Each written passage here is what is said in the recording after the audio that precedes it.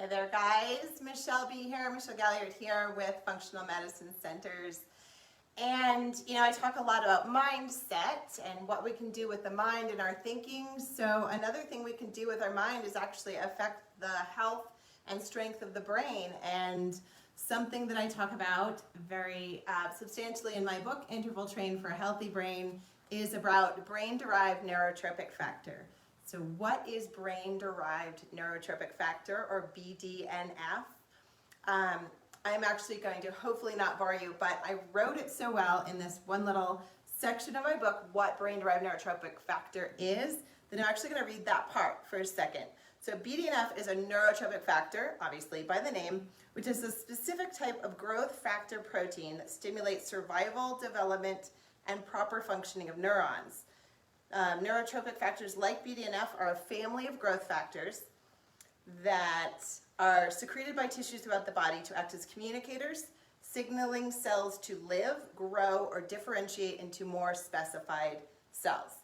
It has the power to protect cells by preventing cells from going through a biological process called apoptosis, which is cell death. Therefore, it maintains the survival of cells.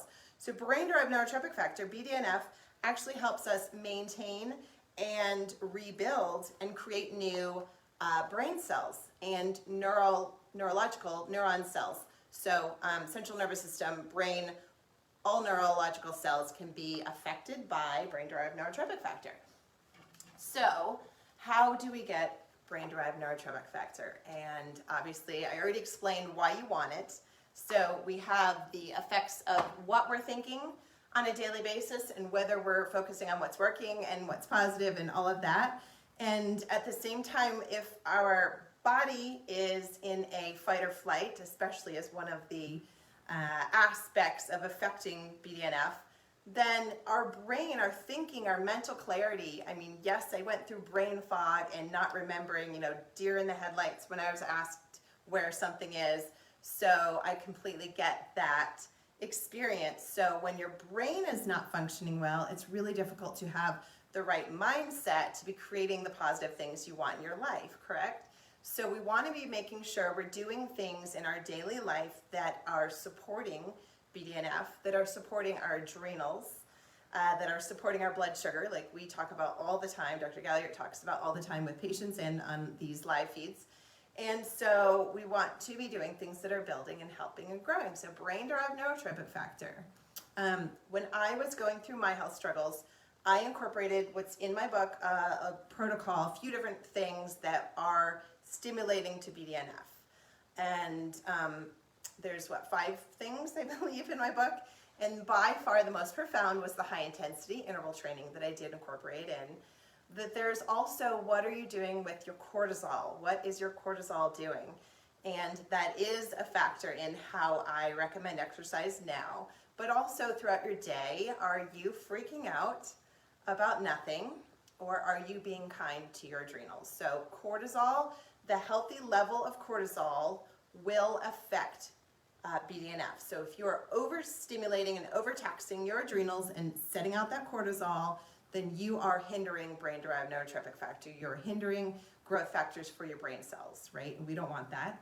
So another aspect that helps support BDNF is vitamin D. We talk a lot about vitamin D here. It's not just for the immune system, it's for how our entire system works. So getting out in the sun, yes, but as I joke in my book, to get an ideal level, especially here in Colorado in the winter, I mean, it's not even possible, but even in the summer, you'd have to be pretty much in a bikini, Speedo, or almost naked, exposing as much of your body possible from 10 a.m. to 3 p.m. or something like that. So getting supplemental vitamin D3 is also helpful. You do need the sun still, yes. Get some skin exposed to the sun. You may want to sunscreen the face a little bit with some natural zinc sunscreens to help prevent aging factors, but getting sun to the eyelids, to the wrists, to the arms, to other parts of the body helps vitamin D. And then supplementing with D3 if your D3 levels in your blood are low. We can't know what numbers you need to take unless we know what your blood levels are. I know that question comes up here a lot on Facebook. I see those. So unless we know your blood level, we don't know what you need or if you're low or high. The other aspect is doing things in my book and at my time, I did some ketosis and some intermittent fasting because my brain stuff was severe enough going on that I needed to really be kicking in brain-derived neurotropic factor. And so we don't, at Functional Medicine, give diets per se. We help you figure out what's going to work for your blood sugar. So intermittent fasting, I had a doctor on hand that was monitoring whether my blood sugars were working. But the cutting out the carbs, cutting out the sugar is one of the factors that can help with brain-derived neurotropic factor, right? So back to the one thing that I found was the interval training. So the doc that I was working with, Dr. Galliard, and his best buddy in Boulder, recommended to me to do high-intensity interval training.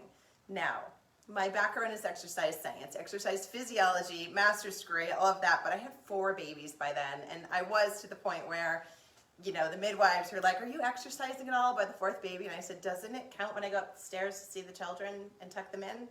They were, yeah, no, that's not exercise still. 1st baby, I'm like out there with the stroller, walking, doing the weights. My 4th baby, I was not. I was not. I lost, you know, I'd lost my drive. I was exhausted from 4 children. And then, you know, by then I was living in the moldy house, so everything was spiraling downhill.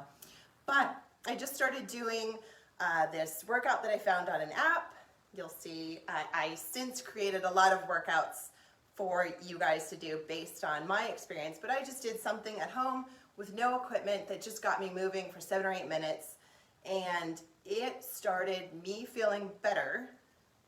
It started my brain functioning, increasing as I was still living in the mold, and that was profound for me. So, you know, getting out of the mold was a whole nother level of healing, but doing the interval training was stimulating my brain to start having some clarity and start having some memory and mental function even when I was still living in the difficult environment.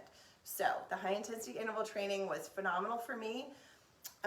We recommend doing it at a certain heart rate so that you're staying in your ideal target heart rate zone, and the reason for that is that we don't want to be recommending exercise that's going to tax your adrenals, right? We talk about adrenals all the time here, and I am of the generation where we were taught that you need to do like an hour of, remember step class? Those are so fun. We did a little step over hop. I used to have a step at home, and the kickboxing, and it's not that there's anything wrong with those exercises.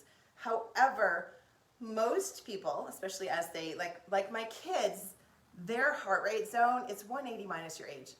They're 14. So like, you know, my son's like, if I did incline running on the treadmill at 20% at 5 and my heart was 165, am I too high? I'm like, no, you're really not. You're 14. You can do that. But by 30s, by 40s, by 50s, you really, I mean, unless you've trained your body with the ideal heart rate, you really can't do that and keep a healthy cortisol level and keep healthy adrenals.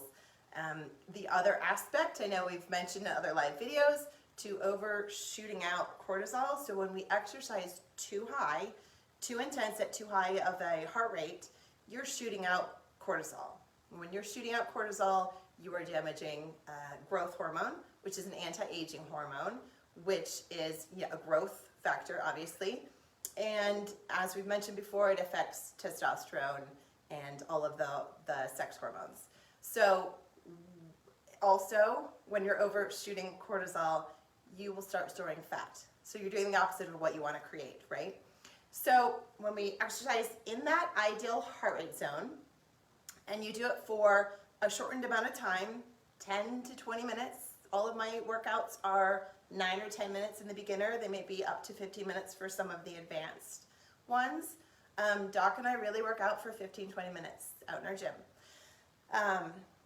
You will be, if you're getting the heart rate up to your max and not too much over, and then within 10 points of under your max, you know, so say your max is 145 to 145 for that 10 to 20 minutes, you are going to be stimulating brain-derived neurotropic factor. You're going to be preserving your adrenals. You're going to be benefiting your blood sugar levels. You're going to avoid stimulating that whole inflammation cascade that overexercising does. So yes, I would say that what would you say, 80% of Americans don't work out, don't exercise, right? So I would say most of us are under moving or under exercising. And then those who are, a lot of you, probably 80%, are over exercising, yes? So I have clients who come in with us but I'm working out 5-6 days a week for 2 hours and I just can't lose that weight. Yeah, right there. I know why. Because you're overstimulating your fight or flight, you're overtaxing those adrenals, and you're storing fat, right? It's not what you want to be doing. You're triggering fight or flight. So we want to stay in a place where you're training your system, training your heart rate, your cardiovascular system, without beating it down. Also, if you're overdoing, exercise is meant to, like if you're lifting weights, you're trying to tear down that muscle a little bit. You go past your natural level to tear down the muscle so that when you have rest, digest stage, you are rebuilding it and it will rebuild it stronger. Just like, when a bone is broken, it's going to build back, but it's going to build back a little bit bigger, a little bit thicker, because those growth factors that come in and heal. It's the same thing with the muscles. So we grow them bigger, we grow them stronger by exercising at an ideal level, but getting proper rest. So when you're overtaxing, overdoing, you're not getting repair. And if we're in adrenal fatigue, you're not sleeping well. And then if your blood sugar inflammatory cascade, you're not healing.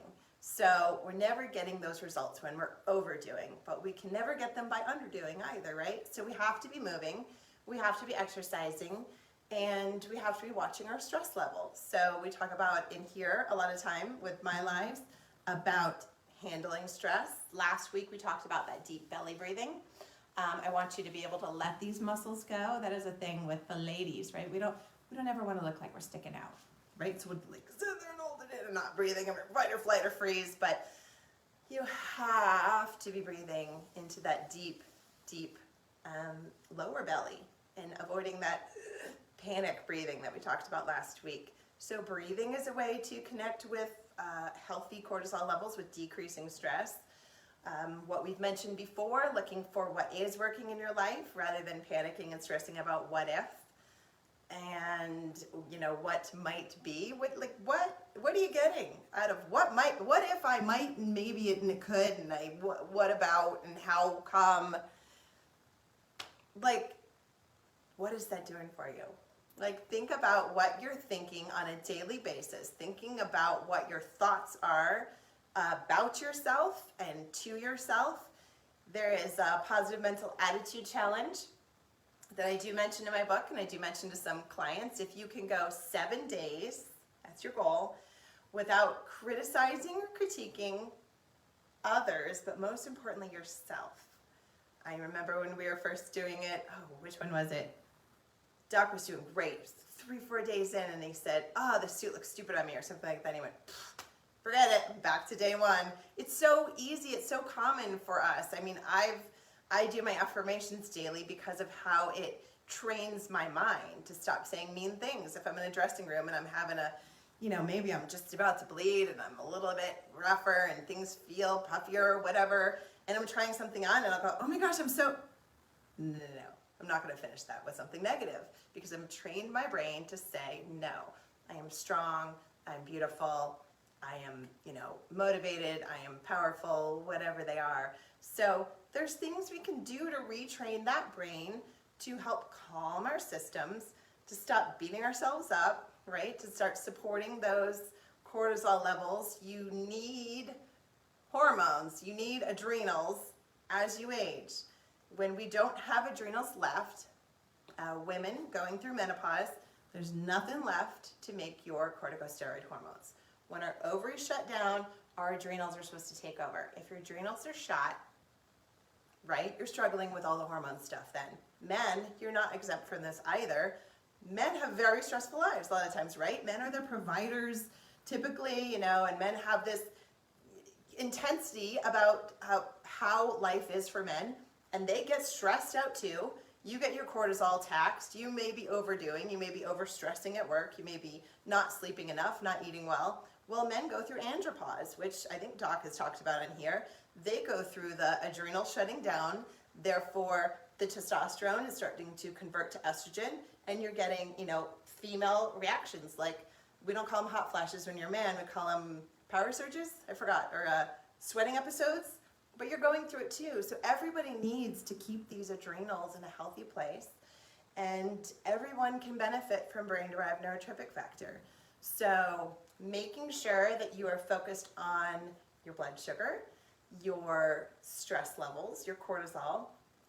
Get outside, get sun, but also make sure your vitamin D levels are in a healthy place, and get that high intensity interval training. So find out what your heart rate range should be for your age, and do movement that works for you to stay in that zone for like 15 minutes. Doc has talked about movement versus exercise. We need both of them. Movement is walking your dog. Movement is, I've talked about, I have a little stair stepper thing that I'm going to put by my stand-up desk when I'm working between clients, where I can get some movement in between, but that's not my target heart rate. That's not my zone where I'm recording my workout on my watch and getting my, my exercise that stimulates brain-derived neurotropic factor. So movement is life, movement is important, exercise is essential as well. Make sure you're getting that healthy balance, and see if there's any questions going on. Affirmations are powerful. Yay, hey Julie. Yeah, any questions, let me know. And yeah, BDNF, I love it. It's definitely one of my favorite things, because I know that it was a primary reason as to why I started healing, as to why my memories started coming back. I did also, of course, do the neurofeedback that we do at our office, but before we had that tool, I was doing interval training, and I was watching my stress, and I was getting my vitamin D, and I was watching my carbs to balance my blood sugar. So yes, healing can happen.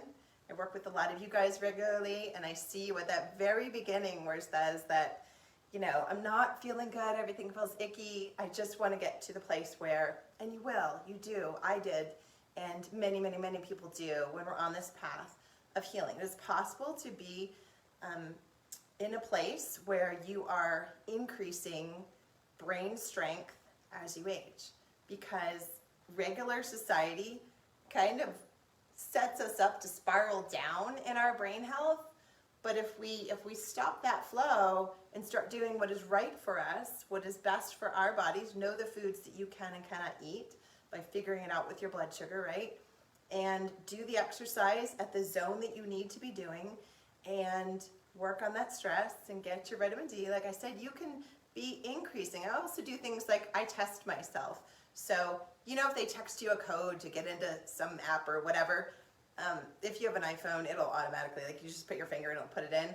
I always ignore that and challenge my brain to remember what that code is and put it in myself. I do little, brain tests to keep my brain active, because I am already doing things to activate the BDNF so that I can be, increasing instead of decreasing.